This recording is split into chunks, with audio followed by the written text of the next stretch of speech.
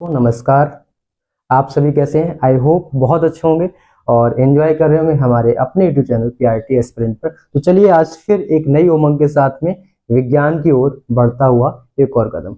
जैसा कि आप देख पा रहे हैं कि अभी हमने विज्ञान में अपने जो चैप्टर्स थे उनको कंप्लीट किया, बट ये जो लास्ट टॉपिक है ना, तो ये भी अपने आप में बहुत खुशी की ही बात है कि भाई हम लोग कहीं ना कहीं अंतिम पड़ाव पर है। और ये जो हमारा विज्ञान का अंतिम चैप्टर है, जो पार्ट है, वो बड़ा ही अच्छा टॉपिक रहने वाला है। इसको आप जब पढ़ेंगे तो आपको मजा आ जाएगा। मतलब बहुत आसान सा है।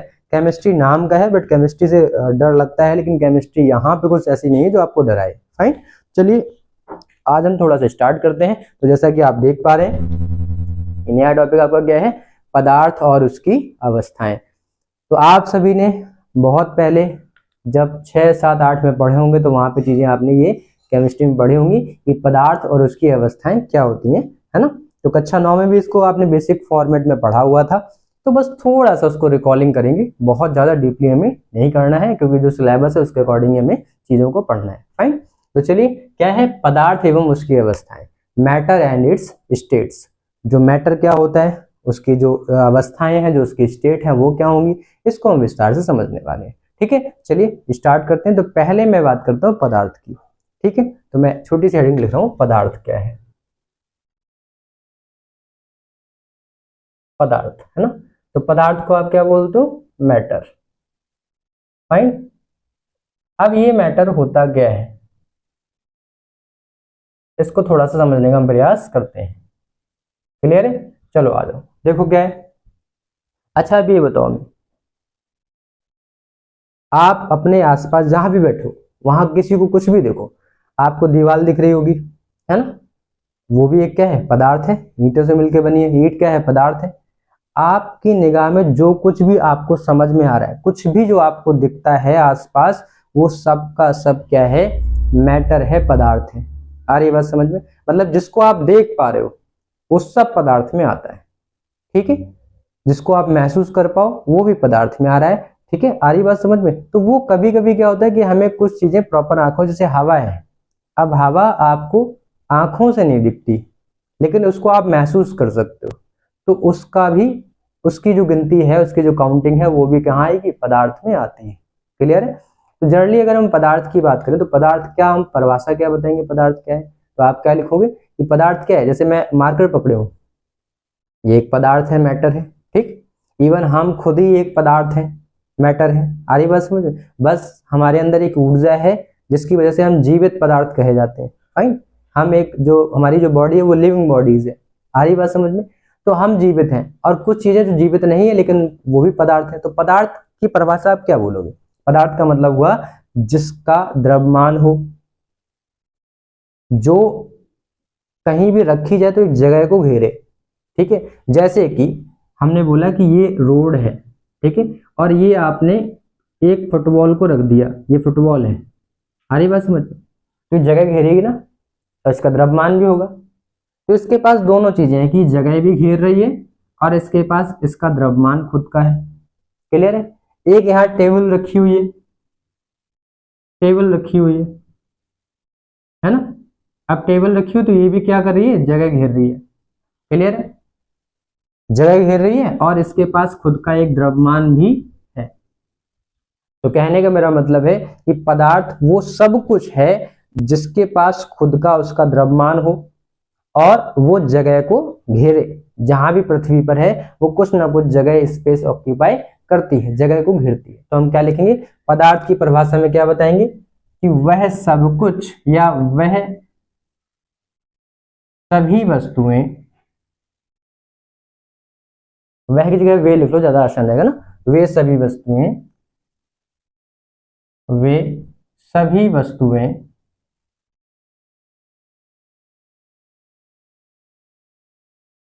जो स्थान घेरती हैं, जो स्थान घेरती हैं एवं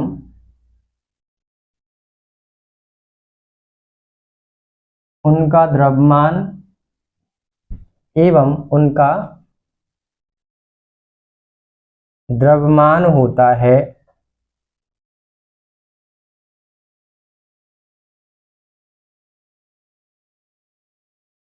पदार्थ कहलाते हैं, पदार्थ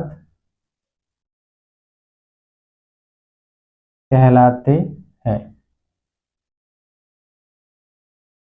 आ रही बात समझ में? क्या कह रहे हैं? वे सभी वस्तुएं जो स्थान घेरती हैं और उनका स्वयं का कुछ ना कुछ द्रव्यमान होता है, उन्हें हम क्या कहते हैं? पदार्थ कहते हैं। तो उदाहरण तो बहुत सारे उदाहरण हैं जिसमें आप आसानी से उसके नाम लिख सकते हो।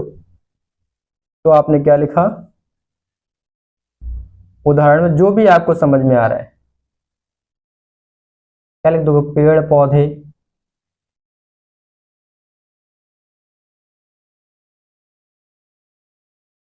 जानवर, मनुष्य, और क्या लिख दोगे? टेबल, कार, किताब,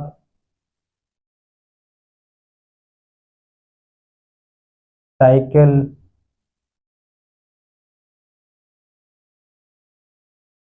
आदि। ये सब के सब क्या हो गए? ये पदार्थ हो गए। आ रही बात समझ में? ठीक है। तो अगर आप चाहो तो इसमें क्या कर रहे हो, इसमें अगर जो स्टार्टिंग में 3 पॉइंट लिखे अगर आप चाहो तो ना भी लिखो, लेकिन ये आते पदार्थ नहीं है। ठीक है। तो आप अगर लिखना था तो सिंपल से लिख देना, टेबल, कार, पंखा, किताब, साइकिल, ईंट, पत्थर, सब कुछ सब क्या है? पदार्थ में आ रहा है। क्लियर है? ठीक है। अब अगर मैं बात करूं कि पदार्थ जो होता है, ये वाला जो जैसे आप मैंने बोला ग्लास, तो ग्लास क्या है? पदार्थ है। मैंने बोला पानी क्या है? पदार्थ है। मैंने बोला ऑक्सीजन, हवा क्या है? पदार्थ है। तो कुल मिलाकर के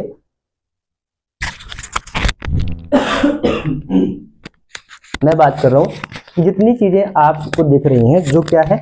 स्थान को घेरती हैं, है ना? स्थान घेर रही है, वो क्या है? सब की सब पदार्थ है। यानी कि जो स्थान घेरे और जिसका द्रव्यमान आपको समझ में आता है, वो सब का सब क्या कहलाता है? पदार्थ कहलाता है। ठीक है। तो अगर आप चाहो तो इन चीजों को ना भी लिखना तो कोई दिक्कत नहीं, बट आते ये पदार्थ नहीं है। क्लियर है? तो आप क्या लिखेंगे? इसके बाद अगर आप देखोगे तो बहुत सारे एग्जाम्पल आपको दिख रहे हैं, चाहे वो मकान हो, चाहे वो कार हो, चाहे वो कुछ भी आपको दिख रहा है, एसी है, पंखा है, कूलर है, किचन में जितने सामान है सब कुछ पदार्थ में आ रहा है। ठीक है। लोहे की चारपाई है, ये सब कुछ पदार्थ में आता है। तो आप क्या लिखोगे? ये सारी चीजें एग्जाम्पल हो गए पदार्थ में। तो ये जो क्वेश्चन है 2019 में पूछा गया है कि पदार्थ क्या समझते हैं। ठीक है। तो 2019 में क्वेश्चन पूछा गया है। तो अपने आप में छोटा सा टॉपिक है, लेकिन ये बहुत इंपॉर्टेंट है जो पूछा जाता है। क्लियर? आ रही बात समझ में? ठीक है। तो आप चाहना तो इसके डायग्राम भी छोटे छोटे से बना सकते हो, जैसे दिखा देना कि भाई ये कार है, बचपन में तो बनाई होगी कार। ये क्या बन गया भाई?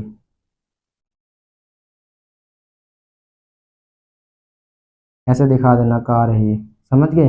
बहुत सारे अलग अलग बना देना। ठीक है। साइकिल बना देना भाई, सिंबॉलिक फॉर्मेट बनाने, बहुत ज़्यादा टिपिकल बेसिस पे नहीं। ये साइकिल तो अजीब है, यहाँ पे सीट लगा दो। ठीक है। चल रही है साइकिल, देखो। क्लियर है? तो ये सब बहुत सारे एग्जांपल बना के दिखा सकते हो, ये सब पदार्थ में आते हैं। छोटी सी ईंट, है ना, ये आपकी पदार्थ में आ गई। यहाँ पे लिखा हुआ है ईंट में क्या?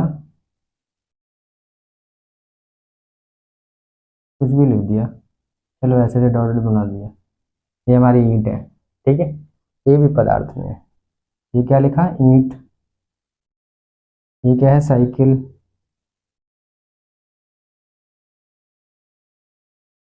और ये क्या है? कार।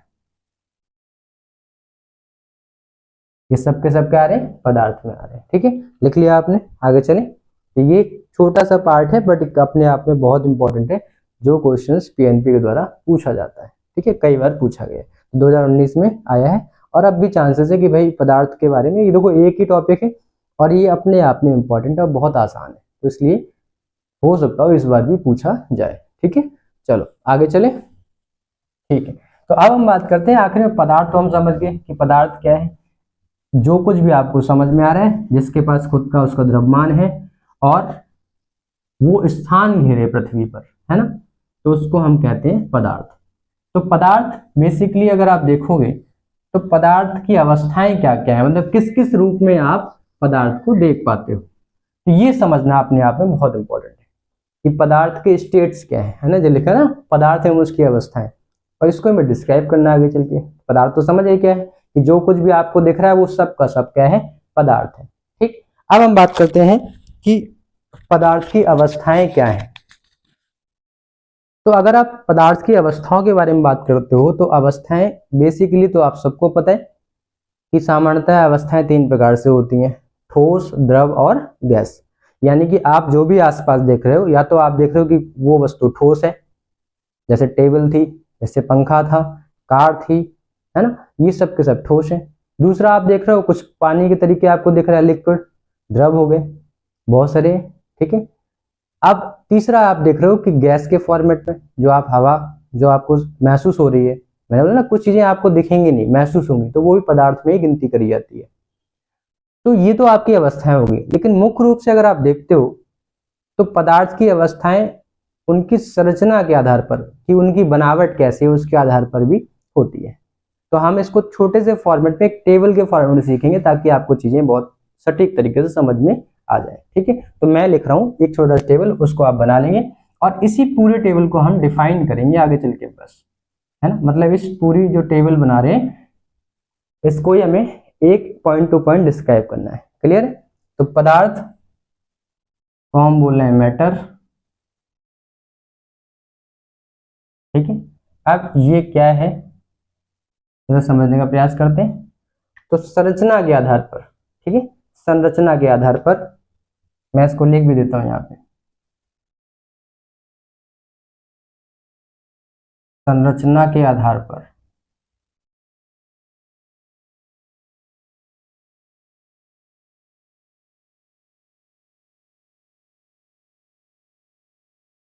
क्या है, दो भागों में बांटा गया है। संरचना के आधार पर इसको दो भागों में बांटा गया है। ठीक है, पहला भाग क्या है, भौतिक संरचना, मतलब जो आपको बाहर से दिख रही है। ठीक है, भौतिक संरचना। तो आपने पहले भाग को लिखा भौतिक संरचना, ये फिजिकल स्टेट, इसकी कंस्ट्रक्शन क्या होगा ये बताना है। तो फिजिकल स्टेट या फिजिकल कंस्ट्रक्शन, इसके आधार पर भौतिक संरचना, स्ट्रक्चर भी बोलते हैं इसको ना। और दूसरा आपका है रासायनिक या संयोजन, कि कैसे बना है। ठीक है, तो इसको बोलते हैं रासायनिक संरचना।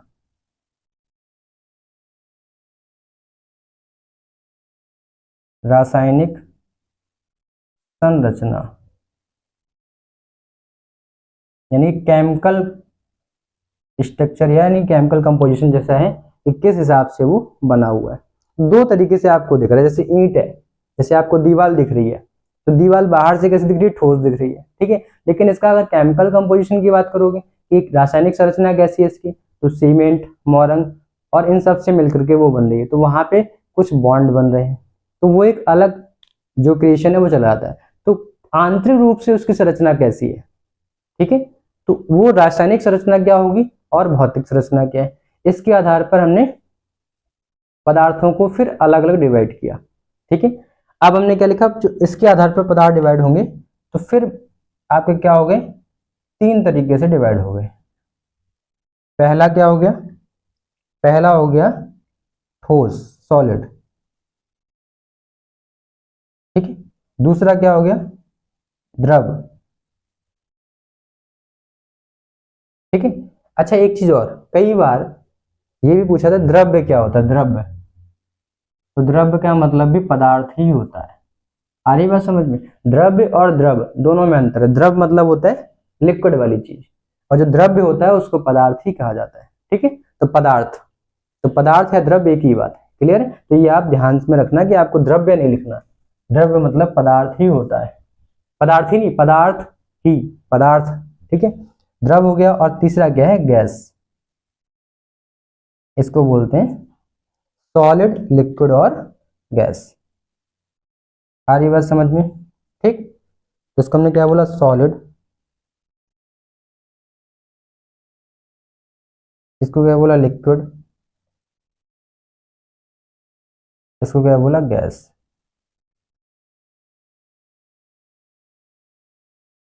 अब इसको हम डिफाइन करेंगे, है ना। इस पूरे चैप्टर में हमें ऐसे ही पढ़ना है।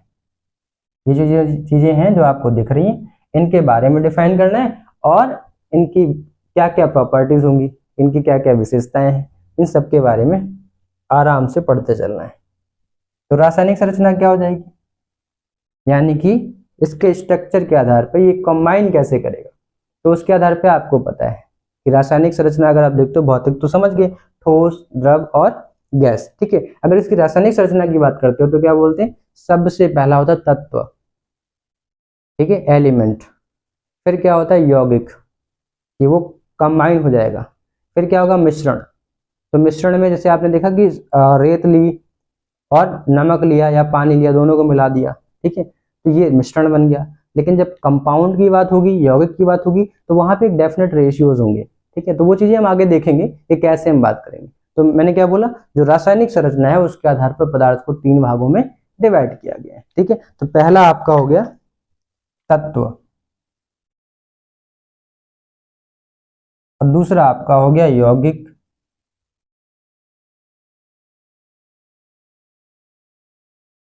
और तीसरा आपका हो गया मिश्रण।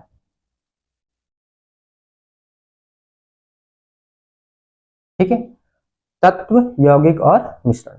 तत्व को क्या बोलते हैं, एलिमेंट।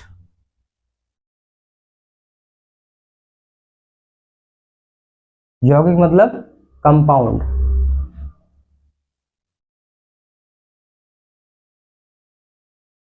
और मिश्रण का मतलब मिक्सचर, ठीक है। अब ये कैसे क्या होता है, किसको हम तत्व कहेंगे, किसको हम यौगिक कहेंगे, मिश्रण कैसे पहचानेंगे, ये सारी चीजें हम जब डिफाइन करेंगे तो इसको बड़े आराम से पढ़ने वाले हैं, ठीक। तो केमिस्ट्री जो है बस नाम की केमिस्ट्री है, लेकिन बड़े आसान से टॉपिक यहाँ पे हमें पढ़ने को मिलेंगे। तो ये आपका हो गया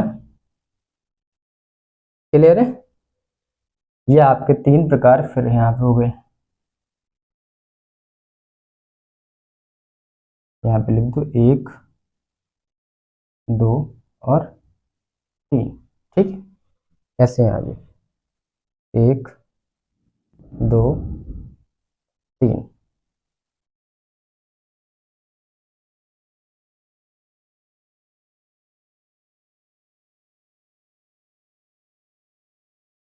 क्लियर है, आ रही बात समझ में। तो इस आधार पर हमने पदार्थों का वर्गीकरण किया, ठीक है। इस आधार पर हमने क्या किया, पदार्थों का वर्गीकरण किया है।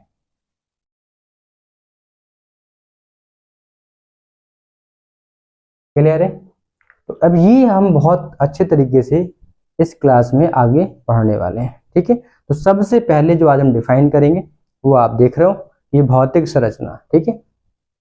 उसका जो फिजिकल स्टेटमेंट होगा वो कैसे होगा, तो ठोस, द्रव और गैस। तो पहले हम इन डालेंगे कि संरचना के आधार पर, तो आप इसको ऐसे बना रहे हो, अगर लिखने में आएगा तो क्या लिखोगे कि संरचना के आधार पर पदार्थ को मुख्यतः 2 रूपों में डिवाइड किया गया है, बांटा गया है। पहला क्या है, भौतिक संरचना, दूसरा क्या है, रासायनिक संरचना, ठीक है। फिर भौतिक संरचना के आधार पर पदार्थों को पुनः 3 भागों में विभाजित किया गया है। वो क्या है, ठोस, द्रव और गैस, जिसको आप कह रहे हो सॉलिड, लिक्विड और गैस, ठीक है। ऐसे ही संरचना के आधार पर, रासायनिक संरचना के आधार पर अगर हम बात करते हैं पदार्थों की, तो 3 भागों में पुनः विभाजित करते हैं, क्या कहते हैं, तत्व, यौगिक और मिश्रण, ठीक है। तो इनको हम विस्तार से पढ़ने वाले हैं, ठीक है। तो पहले हम लिखने वाले हैं भौतिक संरचना के आधार पर पदार्थों का वर्गीकरण। अब यहाँ पे जो क्वेश्चन है कि भौतिक जो आपकी संरचना थी इसके आधार पर ठोस, द्रव और गैस था, तो 2024 में क्वेश्चन ये पूछा जाता है कि ठोस, द्रव और गैसों में अंतर को लिखिए। अंतर समझाना है किसमें, ठोस, द्रव और गैस में, ठीक है। तो पहले मैं थोड़ा सा आपको इसकी छोटी छोटी परिभाषाएं लिखा देता हूँ, इसके बाद मैं सीधे अंतर पे ले चलूंगा।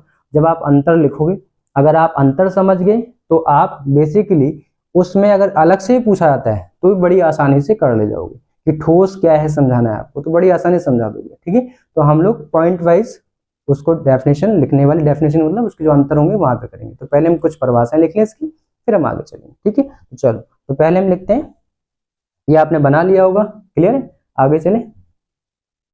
ठीक है, चलो देखो, तो आप हेडिंग डाल लो, पदार्थों का वर्गीकरण भौतिक संरचना के आधार पर। पदार्थों का वर्गीकरण भौतिक संरचना के आधार पर। तो पहला मैं सीधा लिखवा रहा हूं, क्या है, ठोस, है ना।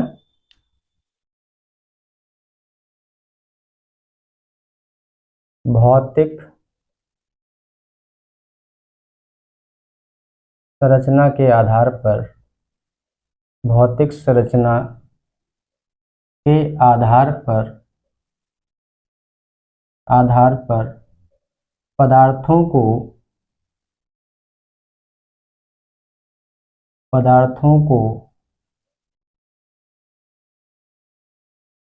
तीन भागों में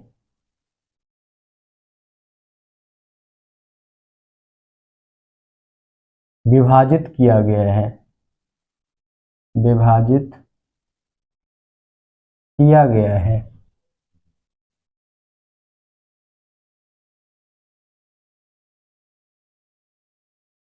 किया गया है, ठीक है। अब इसमें लिख दो, पहली हेडिंग डाल लो ठोस यानी कि सॉलिड। ठीक है, तीन भाग कौन कौन से, ठोस, द्रव और गैस। तो पहली इसमें हेडिंग डालोगे ठोस, इसको हम कहते हैं सॉलिड।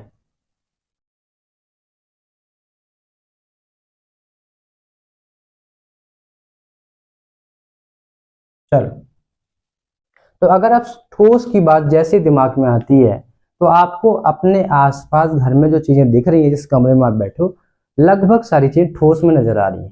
चाहे वो दीवार हो, चाहे वो पेन हो, चाहे वो जमीन हो, चाहे वो छत हो, चाहे वो पंखा हो, चाहे वो कूलर हो, चाहे वो टीवी हो, आप जो भी चीजें अपने आसपास देख रहे हो वो सबका सब किस में आ रहा है, ठोस में आ रहा है। ठीक है, तो हम इसकी अगर परिभाषा को लिखते हैं तो हम क्या लिखते हैं, तो जो ठोस होता है, अब देखो इन सब चीजों में कुछ डेफिनेट परिभाषाएं नहीं है, फिक्स कोई परिभाषाएं इसकी नहीं है। हमें जब यहाँ परिभाषाएं लिखनी होती तो हम उसकी विशेषता को उसके परिभाषा के रूप में लिखते हैं। ठीक है, तो साइंस में, विज्ञान में बहुत सारे टॉपिक ऐसे हैं जिनकी परिभाषाएं नहीं है लेकिन उनकी विशेषताओं को परिभाषा मान के लिखते हैं, समझाते हैं। ठीक है, क्योंकि ये वो चीजें हैं जिनमें परिवर्तन सुनिश्चित है, कभी ना कभी इसमें अंतर परिवर्तन जरूर होगा, इसलिए इनकी परिभाषाएं विशेषता के तौर पे आती हैं। तो जो आपको ठोस चीजें नजर आ रही हैं, अगर मैं इसकी बात करूं कि ये जो मार्कर है, ये जो मार्कर है, इस मार्कर का जो आकार है निश्चित है, इसकी जो आकृति है निश्चित है। अब अगर मैं बोलूं कि अपने आप इसकी आकृति बदलेगी तो नहीं बदलेगी, फिक्स है। इसका आयतन फिक्स है, आयतन निश्चित है। तो कुल मिलाकर के इनकी आकार, इनकी आकृति, इनका आयतन सब कुछ सुनिश्चित है, वो अपने आप बदलने वाला नहीं है। तो ठोस क्या होते हैं, ठोस वे पदार्थ होते हैं जिनकी आकार, आकृति और आयतन सुनिश्चित होते हैं, उन्हें हम क्या कहते हैं, ठोस पदार्थ कहते हैं। क्लियर है, तो हम सिंपल सी बात करते हैं, परिभाषा में क्या लिखेंगे, वे सभी पदार्थ, वे सभी पदार्थ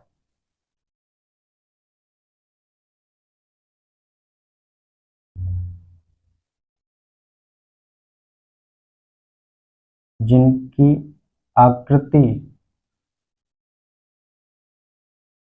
इनकी आकृति एवं आकार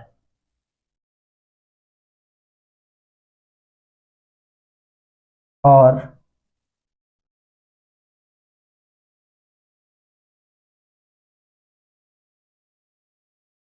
आयतन निश्चित होता है, और आयतन निश्चित होता है। निश्चित का मतलब फिक्स है ना, मतलब वो, अगर यहाँ पे 2 लीटर की कोई बाल्टी है तो 2 लीटर रहना है, अपने आप वो बदलेगा नहीं, है ना। निश्चित होता है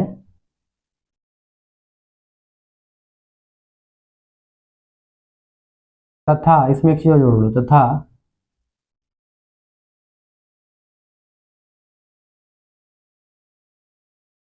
उनके अणुओं के मध्य, अगर आप बात करोगे, अगर उसको थोड़ा सा आप माइक्रोस्कोप से देखो, तो जब उसके डीपली आप उसके पार्टिकल्स, कणों को देखोगे, तो आप देखोगे उनके कणों के मध्य जो दूरी है वो बहुत कम होती, नगण्य होती है, और उनके कणों के मध्य जो बल है वो बहुत ज्यादा होता है, आकर्षण बल जो होता है बहुत ज्यादा होता है। उनके कणों के मध्य अंतरा आणविक दूरी बोलते हैं उसको ना, उनके कणों के मध्य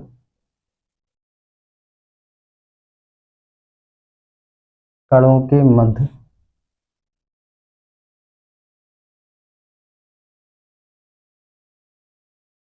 अंतरा आणविक दूरी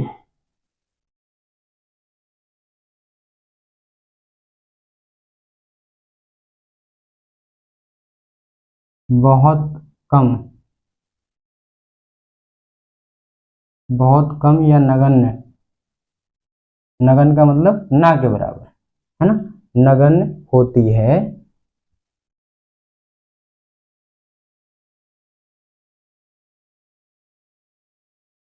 ठोस कहलाते हैं, ठोस कहलाते हैं।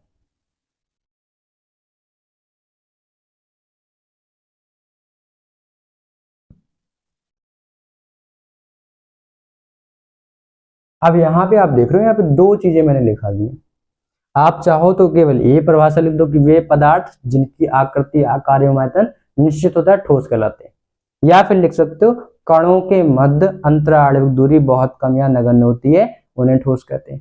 तो किसी भी आधार पर आप परिभाषा को लिख सकते हो, ठीक है। तो ठोस में इसके एग्जाम्पल क्या क्या हो जाएंगे, आपको पता है कि ठोस में एग्जाम्पल कुछ भी आप लिख सकते हो। उदाहरण में क्या लिखोगे,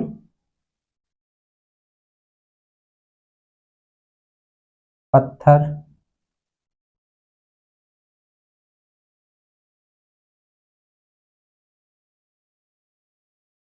चारपाई, अब वो चाहे लोहे की हो चाहे किसी को, उससे फर्क नहीं पड़ता, ठीक है। क्या लिखोगे, चारपाई,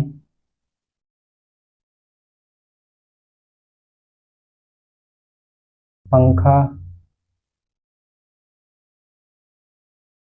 साइकिल,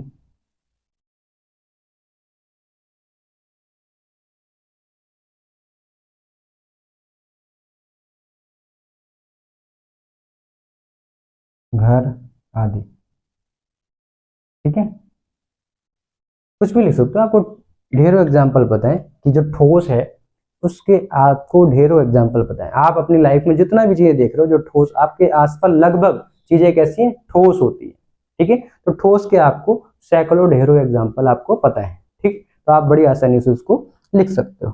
तो आप, अगर मैं बनाऊं इसको थोड़ा सा एग्जाम्पल के तौर पर डायग्राम, तो आप कैसे बनाओगे कि ये मान लिया एक कोई ऐसा आकृति बना ली, ठीक है, और इसमें ये अणु है ऐसे, तो इनके जो अणु हैं इसमें दूरी बहुत कम होती है, ना के बराबर होती है, तो ये आपके ठोस हो गए।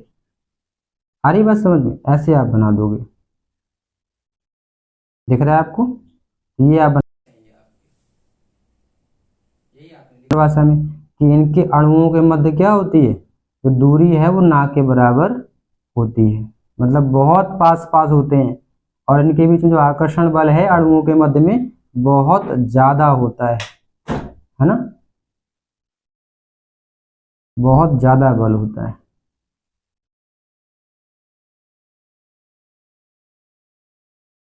समझ पा रहे होगे आप, ये आपके ठोस है,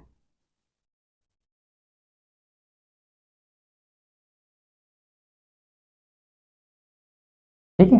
नॉर्मल ऐसे बना लो और उसमें लिख लो।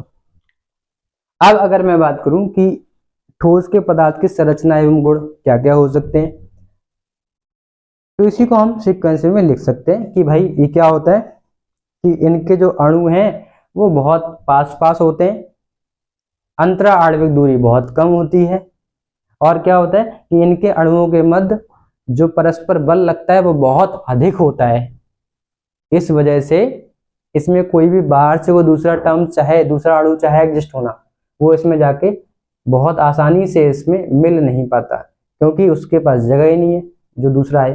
हाँ, कुछ बाहरी कारक हैं, अगर उनको आप लगाओगे तो इसमें जरूर दूसरे कोई कंपाउंड जो आपके यौगिक हैं वो चीजें यहाँ पे आके आप सेट हो सकती है, रोक सकती हैं, है ना। तो वो क्या कारक क्या क्या हुए, जैसे ताप बढ़ाना या दाब लगाना या आप बल लगाओ, तो इनसे इनकी आकृति आकार सब कुछ बदल सकता है। ठीक है, तो इतना आप लिख लो, फिर हम आगे चलते हैं। इतना लिख लो आप फटाक से।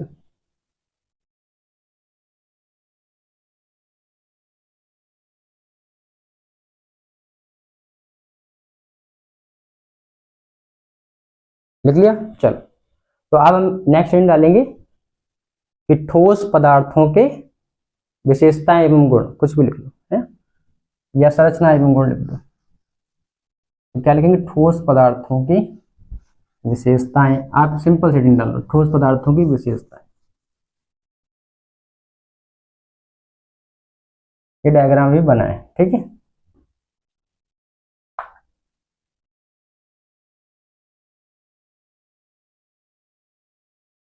ठोस पदार्थों की के गुण लिख दो, गुण और संरचना।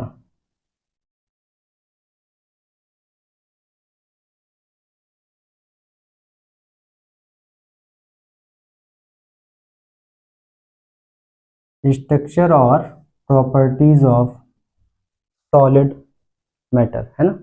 तो क्या क्या हो जाएगा, पहला मैं पॉइंट वाइज लिखा रहा हूं सीधा, कि इनके अणुओं के मध्य दूरी नगण्य होती, ना के बराबर होती है। इनके अणुओं के मध्य दूरी नगण्य, नगण्य मतलब ना के बराबर, ना के बराबर नगण्य होती है।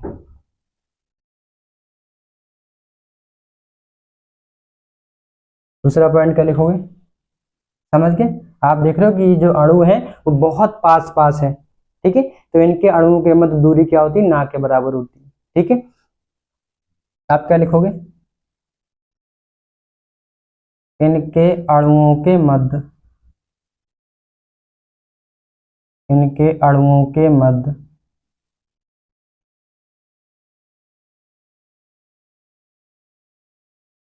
आकर्षण बल, आकर्षण बल अधिक होता है।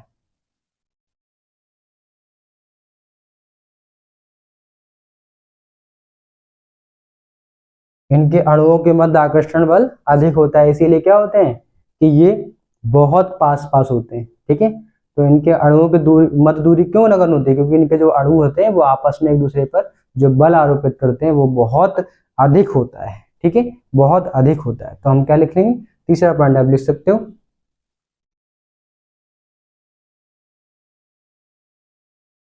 इनके अणुओं के मध्य खाली स्थान ना के बराबर होता है। इनके अणुओं के मध्य खाली स्थान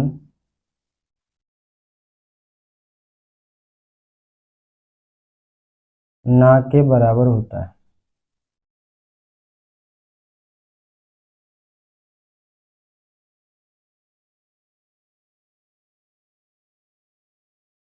ठीक है, आ रही बात समझ में। ये बेसिक प्रॉपर्टी आपकी थी, ठीक है। मैं इसको डायग्राम को रेज कर रहा हूँ, आप डायग्राम बनाएंगे जरूर, ठीक है, चाहे विशेषता है चाहे ठोस की परिभाषा है। आप कोई डायग्राम थोड़ा सा बना के दिखा देना, ताकि उनको आसानी हो कि आप क्या बताना चाहते हैं। इसके बाद क्या लिख सकते हो आप, तो जो ठोस होते हैं उनकी आकार, आकृति और आयतन सुनिश्चित होते हैं।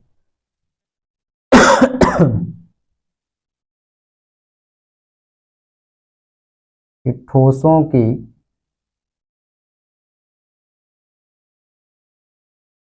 आकार,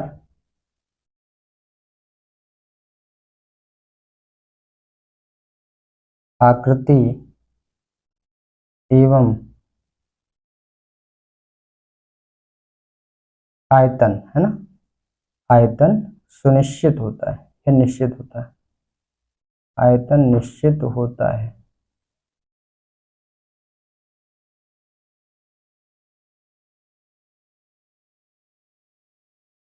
ठीक है, तो आपको इस तरीके से पॉइंट वाइज लिख के आना है, बहुत थ्योरी मतलब कहते हैं ना पैराग्राफ के फॉर्म में लिखते हो, वो आई थिंक चीजें यहाँ पे सही नहीं लगेंगी, आपको इस तरीके से लिख के आना है। ठीक है, तो ठोस लिख लोगे आप और इसकी विशेषताएं। उदाहरण तो वही होगा जो आपने पहले लिखे, उदाहरण में कुछ भी लिख देना, किताब, पेन, पेंसिल, दीवार, ईंट, पंखा, कूलर, फ्रिज, जो मर्जी है, जो दिमाग में आपको समझ में है, ठोस ही है वो। ठीक है, आ रही बात समझ में? तो उदाहरण पहले लिख चुके, तो मैं दोबारा उदाहरण नहीं बता रहा हूँ। ठीक है, ये नोट कर लिया आपने, आगे चले। ठीक है, चलो, तो ये आपका ठोस के बारे में बात हो गई। अब हम बात करेंगे लिक्विड के बारे में कि आखिर में लिक्विड क्या होता है, द्रव क्या होता है। ठीक है, चलो मैं इसको इरेज कर रहा हूँ, क्लियर है? देखो, होती विशेषताएं बहुत सी हैं, लेकिन हमें उसी आधार पे पढ़ना है जिस आधार पे हमारा जो एग्जाम है वो आने वाला है। ठीक है, तो जब हम पेपर में बैठेंगे तो हमें इतना ही लिखना है, क्योंकि सिलेबस में हमारी यही है ना, क्लियर है? चलो, तो हम क्या लिख रहे हैं, दूसरा पॉइंट जो होगा इसका, दूसरा पार्ट वो हमारा हो गया द्रव। द्रव को हम बोलते हैं लिक्विड।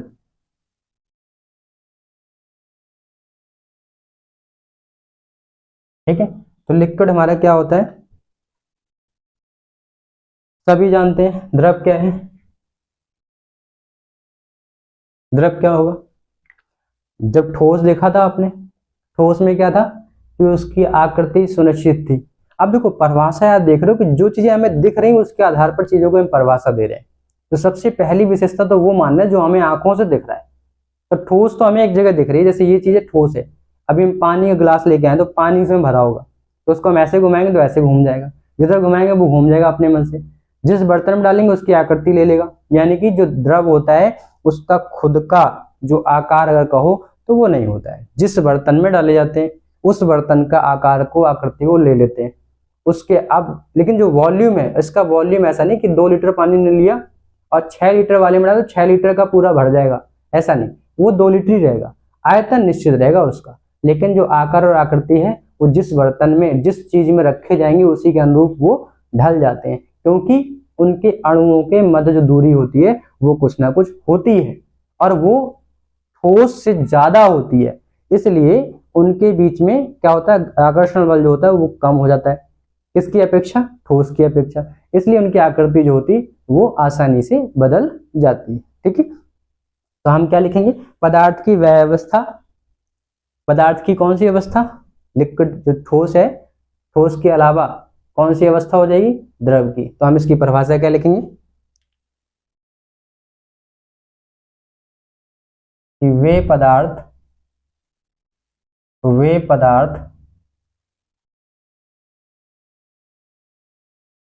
जिनकी आकृति एवं आकार निश्चित नहीं होते हैं,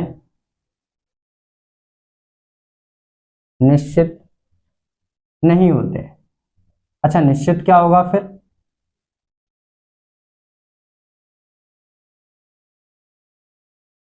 आकृति आकार तो अनिश्चित होगी। ठीक है, तो निश्चित क्या होगा, आयतन इसका क्या रहता है, निश्चित रहता है। तो हम क्या लिखेंगे, परंतु आयतन निश्चित रहता है। समझ गए ना?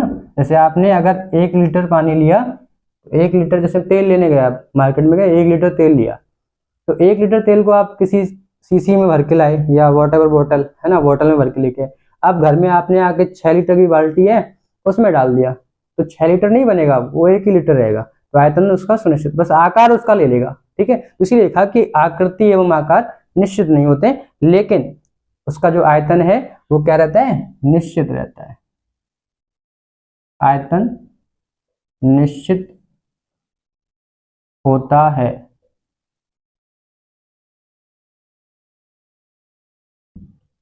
द्रव कहलाते हैं, द्रव, द्रव कहलाते हैं।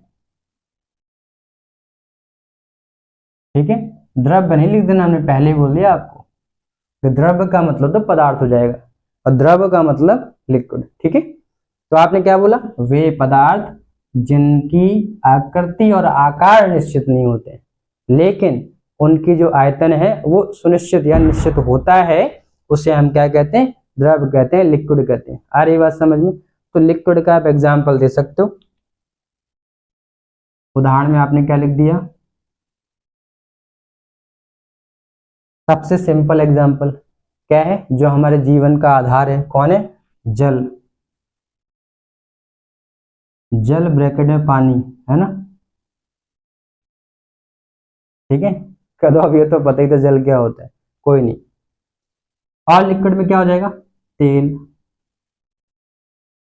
सरसों का, बाजरे का, बाजरे का तेल होता है, चलो कमेंट बताना मेरे को, बाजरे का तेल होता है, सरसों का तेल हो गया। और बहुत सारे फूल होते हैं हमारे, सूरजमुखी है ना, बहुत सारे, नारियल का तेल होता है, फल होते हैं, तो फल फूलों के भी तेल निकल के आते हैं, तो उन तेलों को भी लिक्विड में काउंट करेंगे। फाइन। और क्या क्या ले सकते हैं लिक्विड में, जल्दी बताओ। लिक्विड और क्या है, हमारा खून, ब्लड,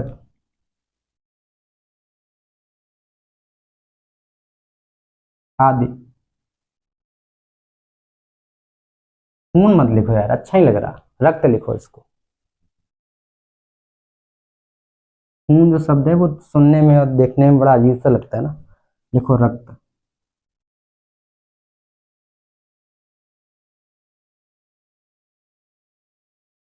तो भैया बाजरे का तेल नहीं होता है, ठीक है। मैं मजाक में बोलता हूँ कभी कभी कि सुनाई नहीं पड़ा तो बाजरे का तेल डालो कान में, तो जब बाजरे का तेल होगा ही नहीं तो कान की सफाई करो तभी सुनाई पड़ेगा। ठीक है, अच्छा ये साफ हो गया। चलो ठीक है, आ रही बात समझ में? तो ये थोड़े से एग्जाम्पल आपने लिख दिए। अब इसी में एक आप डायग्राम बना दो बड़ा अच्छा सा, ऐसे। वो आप स्ट्रक्चर वाला बनाओगे है ना, जो उसकी आंतरिक संरचना है उसका बनाओगे डायग्राम। इसमें क्या करोगे, इसको जो अणु हैं वो ऐसे से दिखा दो, ऐसे ऐसे, समझ गए?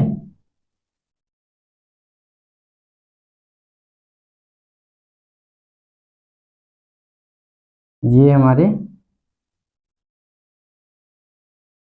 ये बन गया द्रव, मतलब इसके जो अणु हैं वो दूर दूर है, तो इनके बीच में अगर जो बल देखोगे तो दूरी भी है, और जो बल है वो पहले की अपेक्षा कम होगा।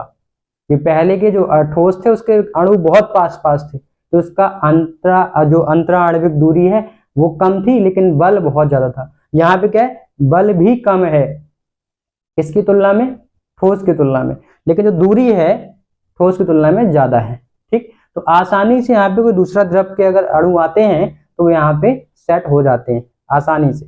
जैसे हम क्या करते हैं, एक हमने पानी लिया, अच्छा यहाँ पे लिक्विड में वो भी कर सकते हो आप, किसी का जूस, जितने फल हैं उनका जूस निकलेगा, वो भी तो लिक्विड ही है, द्रव है। ठीक है, तो आप देखते हो कि आपने क्या किया पानी में, और सबसे इंपॉर्टेंट लिक्विड तो भूल रहे हो, क्या है, मिल्क, दूध, जो आप अभी देख रहे हो यहाँ पे चल रहा है 76 रुपये लीटर।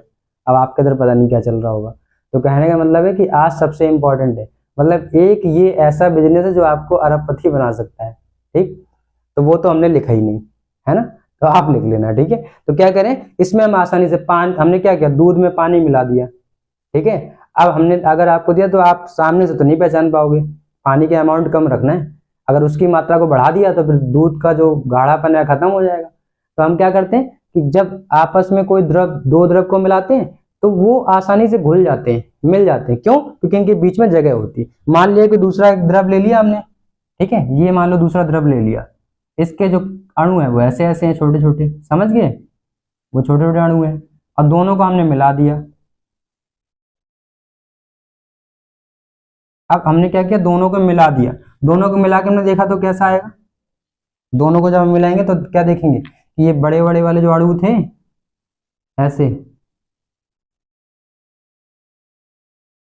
है ना, और इनमें क्या होंगे, छोटे वाले जो अणु है वो यहाँ सेट हो जाएंगे ऐसे करके, समझ गए। तो बड़ी आसानी से आपस में मिल जाते हैं।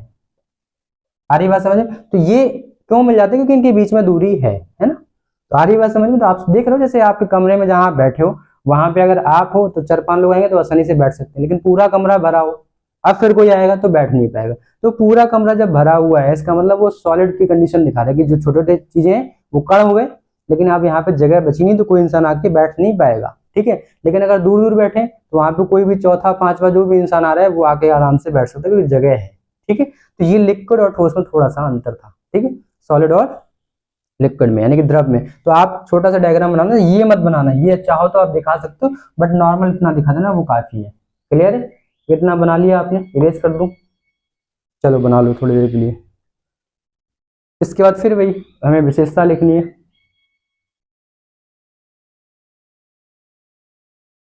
अभी हमारे घर के बाहर ना एक वो कोई रिक्शा वाले भैया होंगे पता नहीं, वो वाली ट्यूनिंग बजा रहे हैं जो हम लोग बचपन में साइकिल चलाते थे बजाते थे, याद है? अब होता क्या था कि बचपन में एक शौक था गाड़ी चलानी है ना। अब घर वाले तो गाड़ी देने से रहे, क्या देंगे? साइकिल। अब साइकिल में हॉर्न कहाँ से आए? समस्या तो ये थी क्योंकि बच्चों को पता है जब देखते हैं ना तो उनको वो चीज करने की हैबिट होती है, मतलब उन्हें लगता है कि हम भी ऐसा करेंगे। तो अब पता पड़ा कभी कभी आपने देखा होगा जो छोटे छोटे बच्चे होते हैं, अब पता पड़ा घर में पापा हैं बाबा हैं वो अपने बियर्ड को, कुछ लोग होते हैं ना बियर्ड घर में ही बनाते हैं, अब वो क्लीन शेव कर रहे हैं, बच्चा आ रहा कह रहा हम भी करेंगे, खुद कर रहा होता। तो वो वाली मेरे को ट्यूनिंग याद आ गई अभी। तो हम लोग क्या करते थे, इवन मैंने मैंने किया ये, साइकिल ली बचपन में। अब उसमें हॉर्न नहीं था, फिर क्या गए एक ऐसा हॉर्न करके आता था, उसमें दबा दो तो पूरे गाने बजते थे। तो वही अभी मेरे बाहर बज रहा था करके, तो मेरे को याद आ गई बचपन की, है ना। तो आप लोग भी सही से पढ़ो वरना जब एग्जाम हॉल में बैठोगे ना तो वही ट्यूनिंग दिमाग में बजेगी और कुछ नहीं आएगा, ठीक है। थोड़ी सी आसानी से पढ़ो, आसानी से चल तो रही चीजें, है ना। तो क्या लिखेंगे हम? द्रव की विशेषताएं, द्रव की संरचना एवं गुण, ऐसे लिख दो, संरचना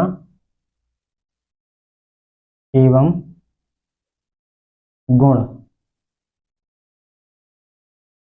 structure and property of liquid, ठीक है, स्ट्रक्चर एवं प्रॉपर्टी ऑफ लिक्विड।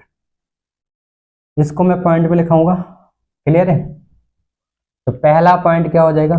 सभी को पता है, बड़ा आसान है। देखो एक चीज आपकी तैयार है, सारी चीजें अपने आप तैयार है। ठोस का आप समझ गए, अब उसको थोड़ा सा परिवर्तन करोगे तो लिक्विड हो जाएगा, थोड़ा सा और करोगे तो वो गैस में चला जाएगा, फाइन। तो हम क्या लिखेंगे? इनके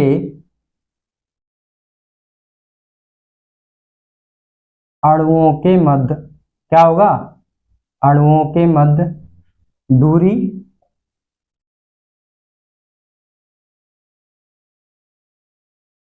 अब यहाँ आप आसानी से नहीं लिख सकते, यहाँ पे आके आपको रुकना पड़ेगा और यहाँ पे किसी को सहारा लेना पड़ेगा, कहते हैं ना अंधे की लाठी का सहारा, वट एवर। अब मेरे को भी सहारा, सहारा क्या, जैसे मैं लिख रहा हूँ ना बीच में ऐसे सहारा लेता हूँ, है ना, तो बोर्ड पे जाके टिक गया, थक गया ना। तो अब यहाँ पे आप बता नहीं सकते, आपको कुछ ना कुछ सहारा लेना पड़ेगा। किसका सहारा लोगे? ठोस का, क्योंकि वो आपको पता है। तो क्या लिखोगे? दूरी ठोस की अपेक्षा, दूरी ठोस की अपेक्षा अधिक होती है, अधिक होती है, ठीक है। आ रही बात समझ में? ठोस की अपेक्षा, जैसे ठोस में दूरी है उसकी अपेक्षा अधिक होती है, क्लियर है। दूसरा क्या लिखोगे कि इनके अणुओं के मध्य दूरी है, तो भैया जो अंतरा आणविक बल है वो क्या होगा? कम ही होगा ना। इनके अणुओं के मध्य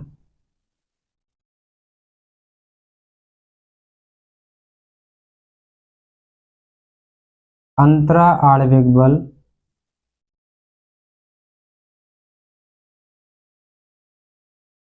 वैसे तो अंतरा आणविक डिस्टेंस पे दूरी भी कहते हैं, तो आप बोल सकते हो।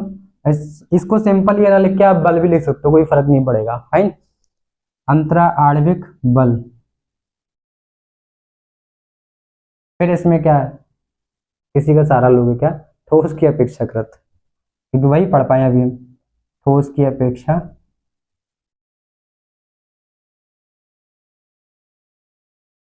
ठोस की अपेक्षा क्या होता है, अंतरा आणविक ठोस की अपेक्षा क्या होगा, कम होगा, क्या होगा, कम,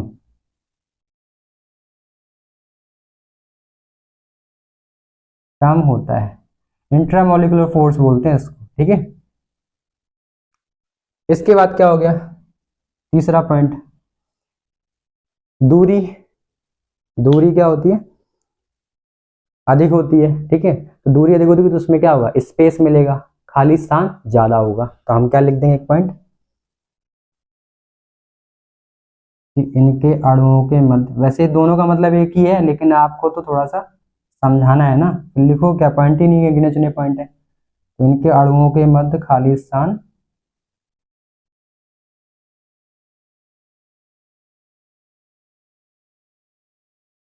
खाली स्थान होता है, ऐसे लिख दो, खाली स्थान होता है, इसमें किसी का सहारा मत लो, कभी कभी सहारा विहीन बन जाओ, बेसहारा है ना, बेसहारे का मतलब तो अलग हो गया, खाली स्थान होता है, पहली बार सहारा नहीं लिया इसने, कोई बात नहीं। अब यहाँ पे एक और पॉइंट बढ़ जाएगा क्या, इनकी आकार और आकृति, अब इसको थोड़ा सा अच्छे से लिख दो क्या, ये जिस बर्तन में डाले जाते हैं उसकी आकार और आकृति को ले लेते हैं, ये जिस बर्तन या वस्तु, जिस बर्तन या वस्तु, है ना,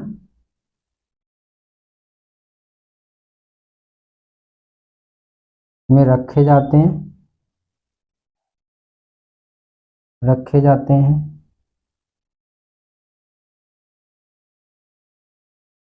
उनकी आकार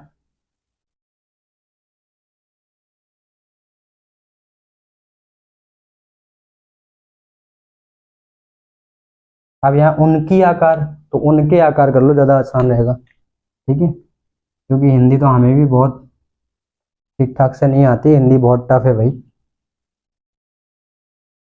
उनके आकार और कौमा आकृति को ग्रहण कर लेते हैं, कर लेते हैं, ठीक है, आ रही बात समझ में, इसका चाहो तो एक पॉइंट और लिख लो भाई, एक पॉइंट क्या हो जाएगा, सबको पता है, इसका आयतन सुनिश्चित होता है, इसका आयतन निश्चित होता है, तो मैं लिख दूं यहाँ पे, इसका आयतन निश्चित होता है,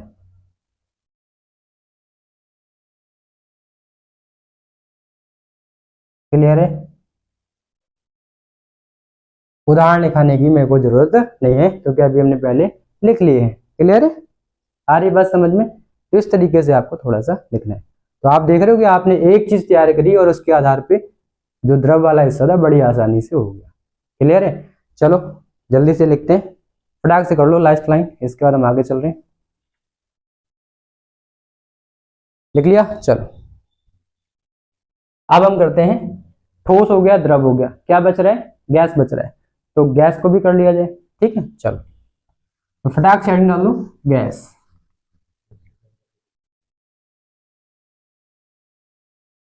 पता है सोबे सर मजे ले रहे हैं पीछे से, समझ गए हो क्या मजे ले रहे हैं, नहीं आ रही बात समझ में, आ तो हो गई, आ गई, कह रहे हैं सर गैस का प्रैक्टिकल करके दिखा दो, ठीक है, चलो अब गैस का ऐसे कैसे प्रैक्टिकल करते हैं क्योंकि कैमरे में तो प्रैक्टिकल होगा नहीं, ये तो सामने समझ में आएगा कि जब आप सभी सामने बैठोगे तो गैस का प्रैक्टिकल तो समझ में आता है, मतलब कुल मिला के समझ में रहे, बचपना अपने अंदर का जिंदा रखना चाहिए, ठीक है, जो अपने अंदर का जो एक बच्चा है, जो कहते हैं दिल तो बच्चा है जी, वाकई में बच्चा ही रहना चाहिए, ठीक है, तो तीसरा क्या है, गैस, जो कि हम सभी का फेवरेट है चलो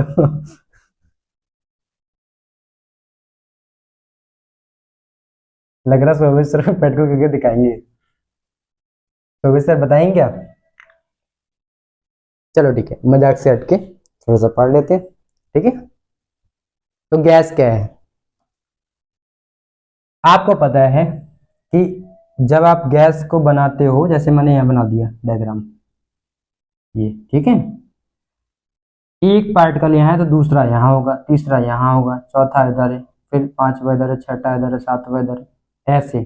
समझ गए? तो ये गैस के अणु हैं, दूर दूर है, और इनके बीच में काफी सारा स्पेस है, दूरी है। ठीक है, और इनके बीच में जो बल है वो कम लग रहा होगा, तभी तो आराम से घूम रहे हैं। ठीक है, तो इनके जो अणुओं के मध्य जो बल है वो बहुत कम होगा, नगण्य होगा, ना के बराबर होगा। इनके मध्य की जो दूरियां हैं वो बहुत अधिक होंगी। इनके बीच में जो जगह दिख रही है वो बहुत ज्यादा आपको दिख रही है। तो इनकी भी एक ही विशेषता है, जैसे द्रव का था कि इनकी खुद की कोई आकार और आकृति नहीं होती। ये जिस जगह जाते हैं उसी का आकार, जैसे कमरे में गए तो कमरे का पूरा आकार ले लेंगे, कमरे में गैस के अणु जो फैल जाएंगे चारों तरफ। ठीक है, अगर हमने किसी बर्तन में रखा तो बर्तन का आकार ले लेंगे। आ रही बात समझे? तो जिस बर्तन या जिस वस्तु में रखे जाते हैं, ठीक है, उसी चीज का ये आकार और आकृति को ले लेते हैं। लेकिन इनका आयतन, इनका भी जो होता है वो कैसा होगा? अच्छा, आयतन पे जल्दी कमेंट करके मेरे को बताओ कि आयतन कैसा होगा।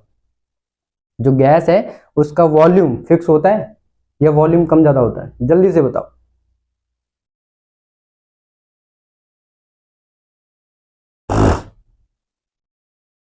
जल्दी से बताओ।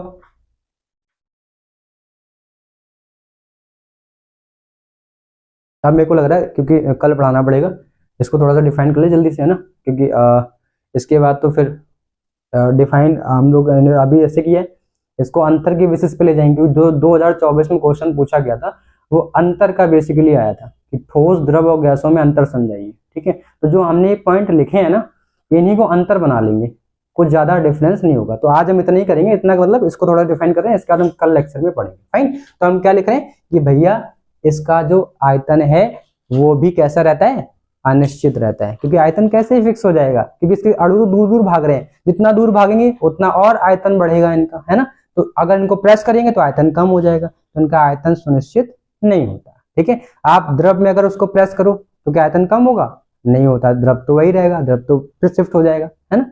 लेकिन गैस को अगर आप प्रेस करो तो वो एक बर्तन में, एक कंटेनर में बहुत बड़ी ज्यादा गैस है, उसको कम कंटेनर में कर सकते हो, तो वो अपनी आकृति को और आकार को और आयतन को परिवर्तित हम कर सकते हैं। यानी कि वहां आयतन क्या हो जाएगा? अनिश्चित। यहाँ पे आकार, आकृति और आयतन तीनों क्या हो गए? अनिश्चित हो गए। तो हम परिभाषा क्या लिखेंगे? वे पदार्थ, वे पदार्थ जिनकी आकृति, जिनकी आकृति, आकार एवं आयतन, आयतन अनिश्चित होते हैं, अनिश्चित होते हैं,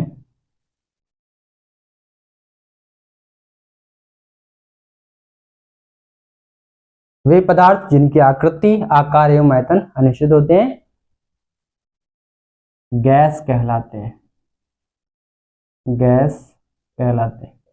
पता है, तीनों चीजें अनिश्चित हैं, इसी कारण से हम इनको देख नहीं पाते, केवल महसूस कर पाते हैं। ठीक है, आ रही बात समझ? छोटी सी परिभाषा, बड़ी प्यारी सी है। वे पदार्थ जिनकी आकृति, आकार एवं आयतन अनिश्चित होते हैं उन्हें हम गैस कहते हैं। फाइन, तो उदाहरण में बहुत सारे ढेरों एग्जाम्पल हैं आपके सामने, तो आप क्या क्या लिख सकते हो? उदाहरण में आप कुछ भी लिख सकते हो, बहुत सारे। Oxygen gas, oxygen, nitrogen, carbon dioxide, हजारों ढेरों एग्जाम्पल है।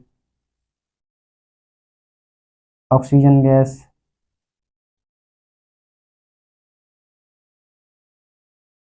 सबसे बड़ी जो हम यूज करते हैं घर में, एलपीजी। ठीक है, लिक्विफाइड पेट्रोलियम गैस, एलपीजी को भी लिख दो भाई। ठीक है। सीएनजी, जिसकी आप गाड़ी लेना चाहते हो, माइलेज, एवरेज सबको लेकर के, है ना। तो ये सब आपके एग्जांपल हो गए, CO2 आदि। ठीक है। और भी गैस का एग्जांपल है क्या? शोभित सर, देखो पता है आज अब ये शोभित सर से आप बोल देना आप लोग, ठीक है। ये पीछे बैठ के क्या कर रहे हैं, अब ये कह रहे हैं सर रेड कलर दिखा दो, मजे ले रहे हैं मेरे मेरे का मतलब अब टॉपिक ही ऐसा आ गया तो क्या कर सकते हैं भाई। ठीक है, चलो समझ गया ना, इतनी सी बात समझ में आ रही। अब सिंपल सीधा लिखते हैं कि इसकी विशेषता एवं संरचना। ठीक है, फटाक से जल्दी से कर लो और इसको हम यहाँ फिनिश करते हैं और कल हम इसके अंतर से फिर स्टार्ट करेंगे। तो अंतर में कुछ नया नहीं है, पता है, जो हमने लिखा है इसी को हम अंतर के आधार पे, पॉइंट के आधार पर लिख देंगे। और जब ऐसे है तो ऐसे लिख दो, और अगर अंतर है तो ये सुनिश्चित है। अब ये आयतन यहाँ निश्चित था, लेकिन एक चीज सुनिश्चित है, क्या? ये पेपर में क्वेश्चंस कुछ ना कुछ तो जरूर पूछा जाएगा, कैसे घुमा फिरा के आएगा जरूर यहाँ से, ये निश्चित है। ठीक है, तो क्या लिखेंगे? गैसों या गैस, गैस की संरचना एवं गुण,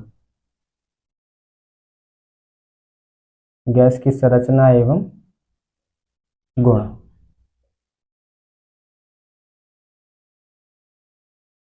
क्लियर है? तो क्या लिखेंगे, फटाक से बताओ।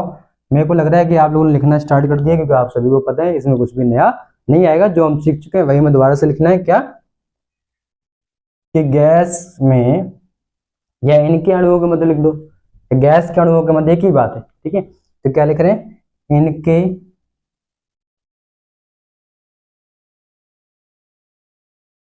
अणुओं के मध्य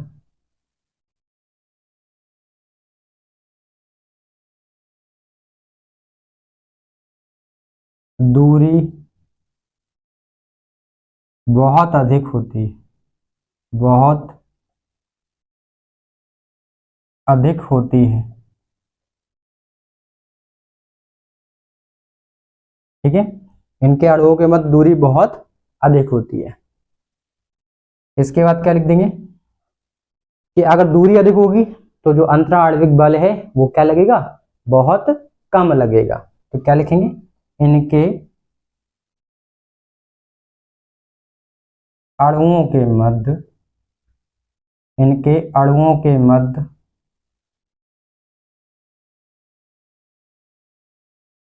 अंतरा आणविक बल, अंतरा आणविक बल बहुत कम लगता है, बहुत कम लगता है। क्लियर है? बहुत कम बल लग रहा है। ठीक है, तीसरा पॉइंट फिर वही गिने चुनी बातें, क्या है कि उनके बीच में जो स्पेस है, जो खालिस्तान है, वो बहुत ज्यादा होता है। कि इनके अणुओं के मध्य, इनके अणुओं के मध्य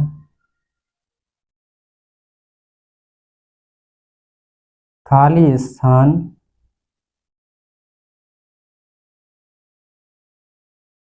बहुत अधिक होता है, बहुत अधिक होता है। ठीक है, आ रही बात समझ में? बीच में स्पेस जो डायग्राम बना था उसमें क्या था, जगह काफी थी, है ना, काफी स्पेस था, उसमें कोई भी दूसरा एलिमेंट आकर के ऐड हो सकता है। ठीक है, इसके बाद हम क्या लिखेंगे कि एक लास्ट पॉइंट, इनकी आकार और आकृति और आयतन तीनों अनिश्चित होते हैं, ऐसा लिख दो सीधा। इनकी आकार, आकृति एवं आयतन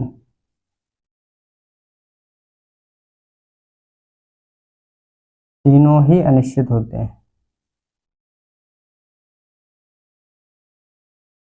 तीनों ही अनिश्चित होते हैं।